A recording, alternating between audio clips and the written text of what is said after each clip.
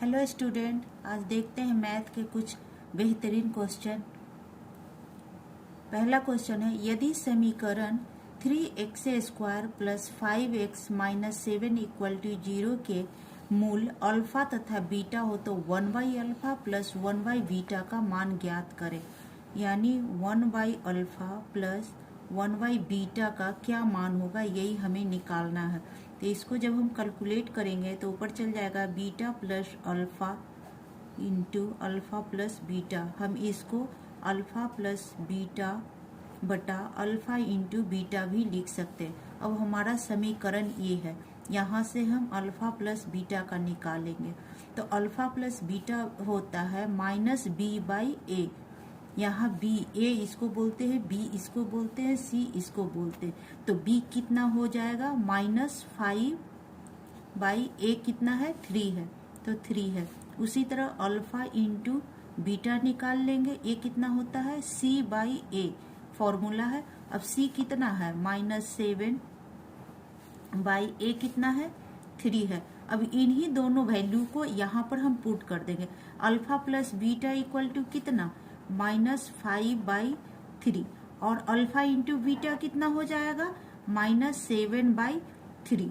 इस 3 से ये 3 कट जाएगा, माइनस चिन्ह से माइनस चिन्ह कट जाएगा, ये कितना हो गया, 5/7। यही हमारा आंसर हो गया। ये कौन से ऑप्शन में है, ऑप्शन बी में है, तो हमारा आंसर ऑप्शन बी हो जाएगा। नेक्स्ट क्वेश्चन देखते हैं, साइन थीटा इक्वल टू √3/2 हो तो cosec theta plus cot theta का मान ज्ञात करना। यानी कि हमारा दिया हुआ है साइन थीटा इक्वल टू √3/2। हम यहाँ से थीटा का वैल्यू निकाल लेंगे और ये थीटा का मान यहाँ और यहाँ पुट कर देंगे। तो साइन थीटा इक्वल टू √3/2 ये कितना का वैल्यू होता है, ये होता है जैसे साइन 0 डिग्री का 0 होता है, 30 का होता है 1/2, 45 का होता है 1/√2 और 60 का होता है √3/2 और 90 का होता है 1। ये साइन के केस में होता है।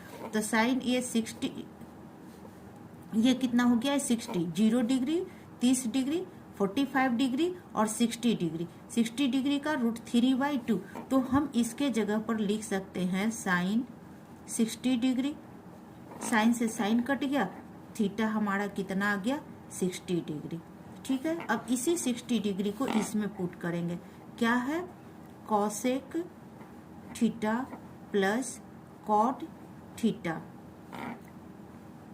कॉसेक थीटा के जगह पर कितना, 60 डिग्री प्लस कॉट थीटा के जगह पर कितना, 60 डिग्री। तो कॉसेक 60 डिग्री का वैल्यू कितना होगा, तो ये साइन में जो वैल्यू होता है, साइन रिवर्स हो जाता है कॉसेक का। तो साइन 60 डिग्री में √3/2, तो इसका रिवर्स कितना हो जाएगा, 2/3 √3 प्लस कॉट थीटा। तो हम देखेंगे टेन थीटा में, टेन 0 डिग्री का 0 होता है, टेन 30 डिग्री का होता है 1/√3 होता है, 45 का 1 होता है और 60 का √3 होता है और 90 का इन्फिनाइट होता है। तो 60 का √3 है, कुछ नहीं है तो हम 1 अपने से दे देंगे। तो कॉट थीटा किसका, इसी का रिवर्स यानी 1/√3। अब हम ये √3 का एलसीएम ले लेंगे तो कितना, √3 हो जाएगा, ये 2 + 1 यानी ये कितना हो गया, 3/√3। हम √3 से दोनों तरफ ऊपर नीचे मल्टीप्लाई कर देंगे तो ये कितना हो गया, ये 3√3 हो गया और √3 और √3 को करेंगे तो 3 हो जाएगा, 3 से 3 कट जाएगा, ये आ जाएगा √3। यही हमारा आंसर हो जाएगा। ये कौन सा ऑप्शन में, ऑप्शन डी में है, तो हमारा ऑप्शन डी सही हो जाएगा। नेक्स्ट क्वेश्चन देखते हैं। नेक्स्ट क्वेश्चन कह रहा है कि यदि दी गई आकृति में x के किस मान के लिए E और L क्या होगा, पैरेलल होगा। मतलब ये दोनों लाइन पैरेलल कब होगा, जब ये x का मान कितना होगा तो ये दोनों लाइन पैरेलल होगा। इसमें कंडीशन है कि अगर ये दोनों लाइन पैरेलल है तो ये 3x + 5 + 4x इक्वल टू कितना होना चाहिए, 180 डिग्री। मतलब एक ही ओर का लाइन का दोनों का मान कितना होता है, 180 डिग्री के बराबर होता है। अब x को जोड़ देंगे तो 4 है और 3 है, 4 3 कितना हो गया, 7x हो जाएगा। ये कितना 180, और ये 5 को इधर माइनस कर देंगे। ये डिग्री में है, ये भी 5 डिग्री में है, ये भी डिग्री में है, तो ये कितना हो गया 7x। अब इसको घटाएंगे तो कितना हो जाएगा, ये 5 हो गया, ये 7 हो गया, ये 1 हो गया। तो x इक्वल टू कितना, ये 7 से इसको डिवाइड कर देंगे, 7 से करेंगे तो कितना बार में, 7 दूनी 14, 2 3 हो गया, और 7 पचे 35 यानी 25, यानी x कितना हो गया 25 डिग्री। और 25 डिग्री हमारा किस में है, ऑप्शन ए में है। नेक्स्ट क्वेश्चन देखेंगे, ये बहुत ही बेहतरीन क्वेश्चन है। यदि 12.5% प्रति वर्ष पर 2 वर्ष की राशि पर चक्रवृद्धि ब्याज हमारा दिया हुआ है कितना, 510 रुपया है, तो उसी दर पर, उसी राशि पर, उसी अवधि का साधारण ब्याज ज्ञात करें।